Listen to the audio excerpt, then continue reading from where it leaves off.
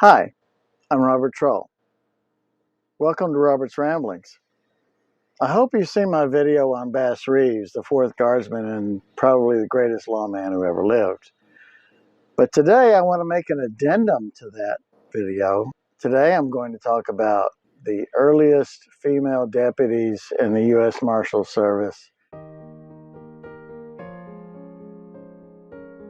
Each of these ladies contributed to bringing law and order to the Indian Territory, which made it possible for Oklahoma to become a state in November of 1907.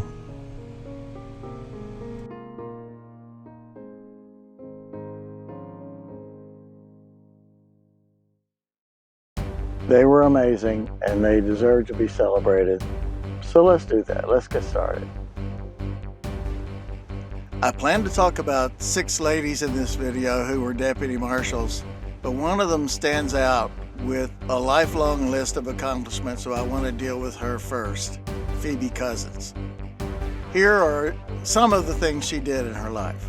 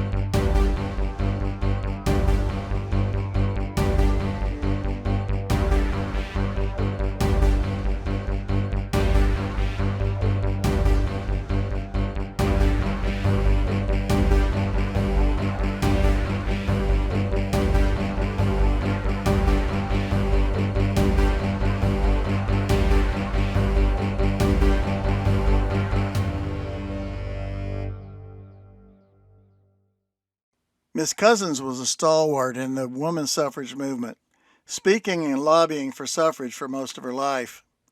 She became a casualty of the first major split in the movement, when a faction of women Couzens thought of as elitists, women who believed in the right for women to vote but believed a woman's place was in the home with children and supporting charities with money but no personal involvement, began to take control of the movement. Couzens believed women should have the same options as men, in fact, full equality with men in all facets of society, and fully equal under the law.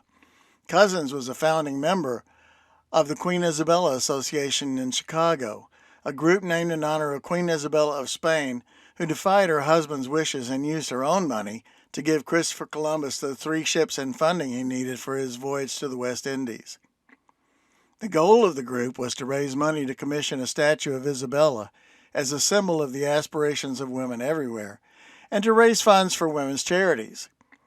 Couzens was given a seat on the ladies' board of managers for the group, but when the chairwoman, who was a wealthy socialite and opposed to equality for women, changed without board authorization the bylaws of the group to give herself more power and to strike female equality from the goals of the organization, Couzens challenged her right to do so. The chairwoman had enough support to maintain her grip on the board, and Couzens was removed from the board and left the organization. Now unemployed, she had to take a job as a lobbyist for the American Brewers Association and lobby against prohibition. Since a large number of suffragists came to suffrage having first been involved in the temperance movement, Couzens' lifelong association with suffrage was now completely finished. At age 68, she lost her job with the Brewers Group and fell on hard times. Having lost most of her friends and with no family she could rely on to help her, her money soon ran out and she was left homeless and destitute. When she died, her body was found in an abandoned house where she had sought shelter from the cold. She was buried in an unmarked grave in Bellefontaine Cemetery in St. Louis, with her U.S. Marshals badge pinned to her dress. But this was not the end of her story. In 1950, the Women's Bar Association of St. Louis had a headstone placed on her grave to honor her memory. In the year 2000, Washington University in St. Louis founded the Lemma Barkaloo and Phoebe Cousins Chair in their law school, with Susan Freilich Appleton as its first professor. In researching these two ladies, it shocked me to discover that it took until the late 1800s for women to achieve these milestones. Now let's talk about the earliest female deputy marshals in the Indian Territories. F.M. Florence Miller was a young widow who had learned tracking from the Creek natives, just as Bass Reeves had done earlier. In need of money for her mother and children, she took a job tracking for U.S. deputy marshals in the Indian Territories. As events would play out on the trail, she would often take a hand in the arrests and was seen to be very competent. She finally insisted that if she was going to be asked to do the work of a deputy, she should be made a deputy marshal along with the pay and benefits that went along with the job. She was appointed deputy U.S. Marshal out of the federal court in Paris, Texas, which at that time was part of Indian Territory, making her the first female U.S. deputy marshal in Indian Territory. She worked primarily in Guthrie, Oklahoma, with fellow deputy U.S. Marshal Ben Campbell. From her service there, she gained notoriety as a force to be reckoned with. In an article published about her in the Fort Smith, Arkansas Elevator, they described her as a dashing brunette of charming manners. The article continued, "The woman carries a pistol buckled around her and has a Winchester strapped to her saddle. She is an expert shot and a superb horsewoman, and brave to the point of recklessness. It is said that she aspires to win a name equal to that of Belle Starr, differing from her by exerting herself to run down criminals and in the enforcement of the law." Another article that appeared in the Muskogee Phoenix newspaper said that she had the reputation of being fearless and efficient and had locked up more than a few offenders. The article went on. "Miss Miller is a young woman of prepossessing appearance, wears a cowboy hat, and always adorned with a pistol belt full of cartridges and a dangerous-looking Colt pistol, which she knows how to use. She has been in Muskogee for a few days, having come here with Deputy Marshal Cantrell as a guard with some prisoners brought from Tehina." Another female officer who performed admirably was Ada Carnut. She came to the Indian Territories with her sister as a settler, and soon found work as the court clerk of the District Court of Norman, Oklahoma. It was decided that court clerks should be made deputy U.S. Marshals, since they occasionally were called on to serve warrants and accompany other deputies in transporting prisoners. She was made a deputy marshal by U.S. Marshal William Grimes. In her most interesting case, she received a telegram from Marshal Grimes at the court instructing her to send a deputy to Oklahoma City to arrest and bring in two notorious outlaws named Reagan and Dolezal, who had just been spotted there. Since all the other deputies were on assignment, she decided to handle the arrest herself. When she arrived in Oklahoma City, she found the two men drinking in a saloon. They were heavily armed. She approached them, read them the warrants, and told them they were under arrest. They thought it was a joke, this well-dressed little 24-year-old girl coming to arrest them, so Carnut played along. She laughed along with them, telling them, "Hey, look, I even brought handcuffs." They had another drink while she cuffed them. Then, pulling her pistol, she disarmed them. She brought the prisoners to the train station and telegraphed her boss that she had them in and they were boarding the train home. The two men were later tried for forgery and convicted. I'm sorry I don't have a picture of Miss Carnut, but apparently these deputies were a bit camera shy. There was a newspaper sketch of her bringing her prisoners into court, and believe it or not, there was a trading card made from it.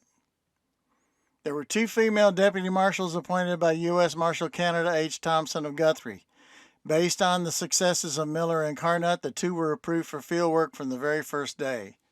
A newspaper article was headlined, "Miss Mamie Fawcett and Miss S.M. Birch are Deputy United States Marshals in Oklahoma. They perform field work as bravely as men." And the article began, Miss S.M. Birch and Miss Mamie Fawcett are the first women to do active field work as United States Deputy Marshals. Well, we know that's not true. They are young, good-looking, educated, and full of the Wild West spirit. That is, they are fearless, adventurous, energetic, and self-reliant. They were appointed by United States Marshal C.H. Thompson with the understanding that they should not be merely office deputies, but should serve writs and make arrests if need be. Their conduct has fully warranted the trust imposed upon them. Their first work was done in connection with an Indian Territory murder case. They were ordered to go to the country of Saxon foxes and to bring in some unruly witnesses, an extremely difficult and dangerous task. They had the writs with the names and addresses of the men wanted. They are as brave as any man, and expert with rifle or pistol. They travel together and can put up a good fight if it comes to that. Few men would undertake to disturb them. None would make much of a success. They are splendid riders, inured to fatigue and exposure, and prefer active outdoor life to that usually supposed to attract the feminine intellect. Sorry, ladies, I know that last line was hard to hear. They suffered all the privations incident to their vocation, but the bill of expenses was the last thing they thought of. They shot game and did their own cooking while away. They kept down expenses by this and other means, and had a good time of it while on their trip. They got the witnesses and have just returned from the trip and see no reason why they should be credited with having done anything unusual. They say they are ready to go after any man wanted for any kind of crime. Everybody who knows them corroborates this declaration. The last female U.S. Deputy Marshal I want to talk about is Florence Flossie Hitchcock. She came to Oklahoma as a settler, trained in business school to be a typist and stenographer, and went to work for the territorial governor as his clerk. She was so sweet and innocent, the governor became uncomfortable around her because he was known to swear a lot, and he didn't feel he could swear in front of her. So he sent her to Guthrie to be the federal court clerk there. She was appointed U.S. Deputy Marshal by Marshal Grimes. She ran such a tight ship and kept things running so smoothly, she soon won the admiration of all her fellow deputies. The interesting thing about Flossie was that she kept a journal, and it gives us a rare glimpse into the operations of the court in that period. One entry was about the day her fellow deputies all came together to honor her, and to let it be known that they all looked upon her as a fellow deputy and not as a clerk. The entry says, My little pearl-handled revolver was given to me by the deputies one Christmas while I was working in the U.S. Marshal's office. It came in a box with a silver plate on the cover with my name engraved on it, and underneath my name the words, From your brother deputies. The box was velvet lined, and there was a brush for cleaning the revolver and a couple of dozen cartridges. I really was a deputy and held a commission the same as they did, though I never went outside of the office and served paper. But I did have to sometimes attend sessions of court in certain districts to pay off government witnesses and jurors and bailiffs. We don't have a picture of the actual gun, but I did some digging and found a gun that is almost certainly the one they gave her. It was very popular in the 1890s, relatively inexpensive, and very well regarded for accuracy and reliability. It was the .32 caliber Smith & Wesson top break revolver, and it had a pearl handle. These ladies blazed the trail for hundreds of thousands of female law officers who serve bravely and well today. We owe them a debt of gratitude for that. But moreover, we owe them a debt of gratitude for the fact that they did an amazing job, a very difficult job, in a very difficult time, in an extremely difficult place, with sexism as an obstacle, and they never shirked their duties. They continued to move forward, and they won the respect of their fellow officers, which was not easy in that time and place. We can never thank them enough. For Robert's Ramblings, this is Robert Troll saying so long and come on back.